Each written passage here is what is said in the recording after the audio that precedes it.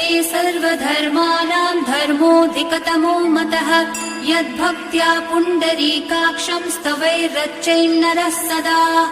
परमं यो महत्तेजः परमं यो महत्तपः परमं यो महद्ब्रह्म परमं यः परायणम्।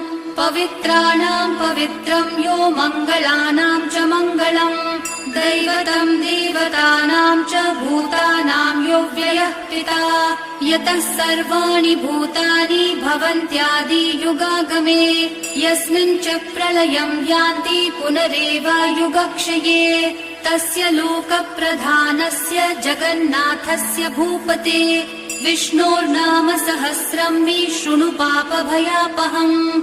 यानि नामानि गौणानि विख्यातानि महात्मनः ऋषिभिः परिगीतानि तानि वक्ष्यामि भूपतये।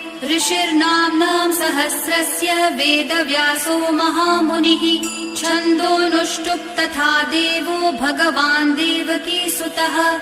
अमृतांशोद्भवो बीजं शक्तिर्देवकी नन्दनः।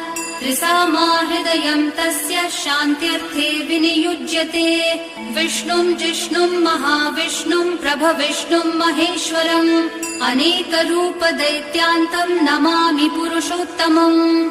अस्य श्रीविष्णोर्दिव्य